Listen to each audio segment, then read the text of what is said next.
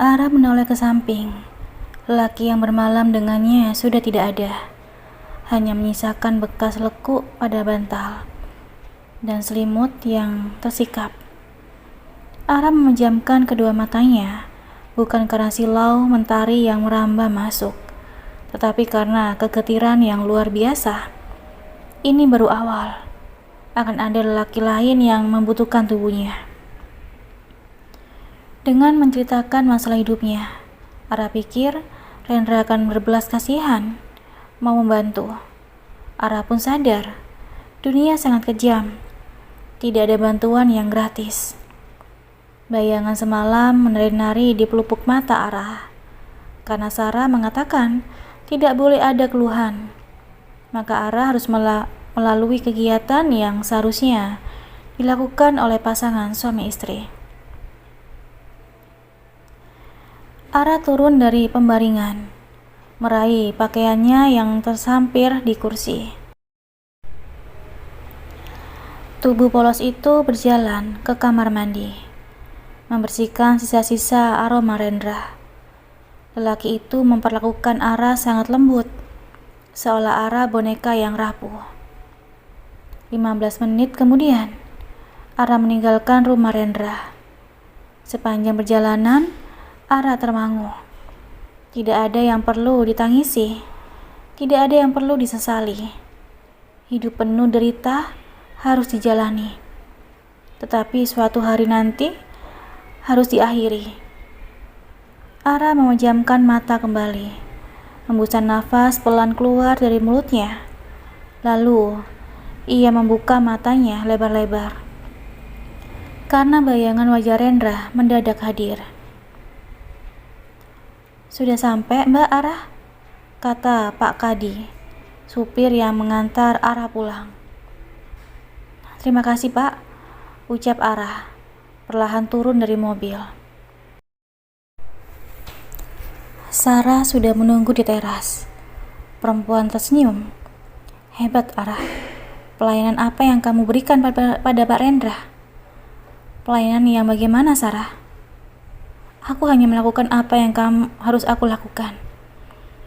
Dia menebus dirimu dan Zora. Selamat," kata Sarah sinis. "Benarkah?" Kedua mata Ara berkilat tidak percaya. "Kamu ditunggu Nyonya Otijas di ruangannya." Sarah berjalan terlebih dahulu seperti biasanya. Ara mempercepat langkahnya, mengikuti Sarah.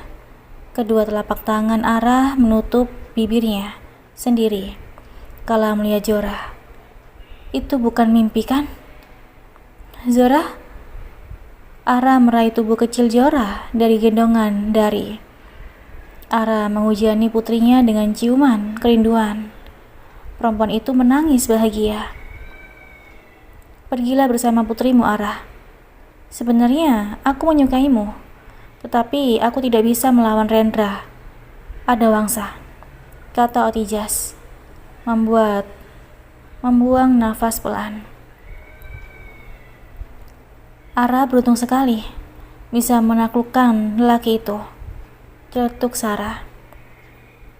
"Kamu minum jamu apa sih sehingga bisa memuaskan singa es?" Ara tidak menanggapi komentar Sarah. Dia hendak melangkah keluar ketika Otijas memanggil namanya. "Ada apa, Bu Otijas?" "Pak Rendra menitipkan ini." Otijas menggeser amplop coklat di meja. "Tidak, terima kasih. Saya tidak membutuhkan uang itu," tolak Ara, karena dia tidak mau membeli makanan untuk Zora dari hasil jual diri. "Ya ampun, sombong sekali." "Diam kau, Sarah," bentak Otijas.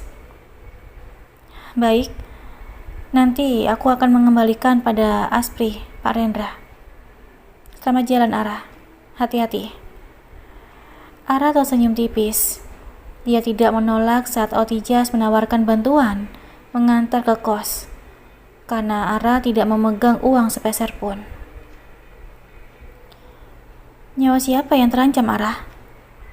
Rendra menarik perlahan ke meja Ara. yang terakhir di ubin kayu. Lelaki itu melihat pundak yang indah. "Putri saya, Pak," jawab Ara setengah berbisik. "Kalau bukan demi keselamatannya, saya mungkin sudah membunuh Anda." Rendra tertawa. Dia mendorong pelan tubuh Ara ke tempat tidur, membuat perempuan itu terduduk di sisi tempat tidur. Rendra berjongkok, melepas sepatu Ara. "Jadi, kamu terpaksa melakukan pekerjaan sebagai selimut hidup?" Rendra mendongak, memandang Ara yang wajahnya memerah, entah karena marah atau malu. "Iya." Ara menarik nafas dalam-dalam. Rendra tertegun kalau mendengar cerita Ara. "Jadi, siapa yang berkata bohong? Bayu atau Ara?" Lagi, jari-jari Rendra menangkup pipi Ara. Ada rasa kasihan, namun kabut hasrat Rendra tidak bisa ditahan. Ara sangat cantik, sehingga membuat tubuh Rendra panas. Ara melayani dirinya dengan baik. Bahkan Rendra menganggap Ara menikmati percintaan mereka. Perempuan itu menarik rambut dan mencakar punggung Rendra. Akan tetapi, ada satu titik menjelang pelepasan.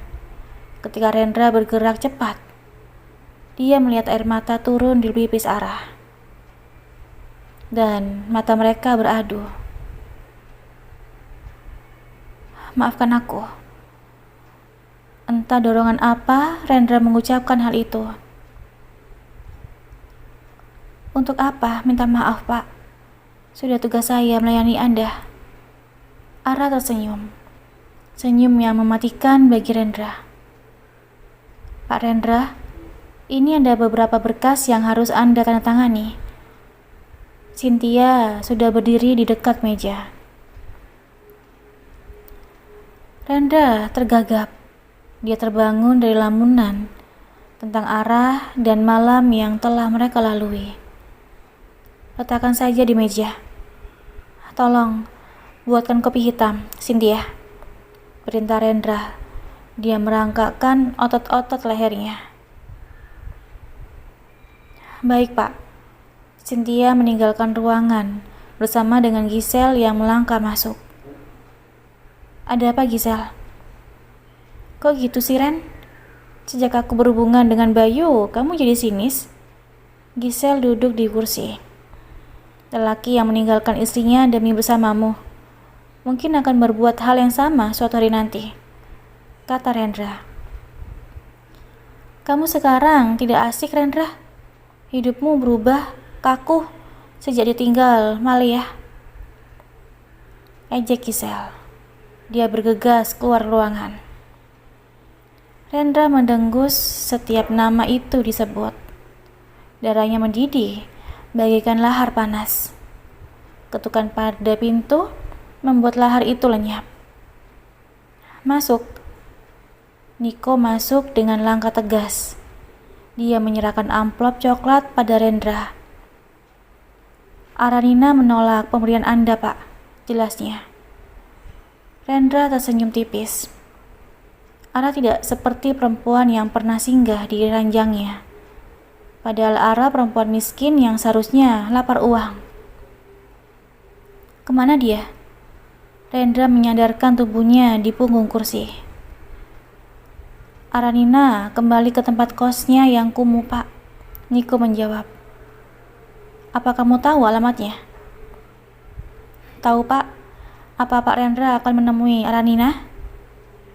"Iya, aku hanya ingin melihat apa dia baik-baik saja." Dalam sudut hatinya, Rendra menyesal tidak bisa menahan jari-jarinya. Tidak bisa menahan letusan gairah kala melihat tubuh Ara yang menawan bagai secangkir madu. Ara melipat kemeja putih dan celana yang dipakai kemarin saat bertemu Rendra, membungkusnya dalam kantong plastik hitam.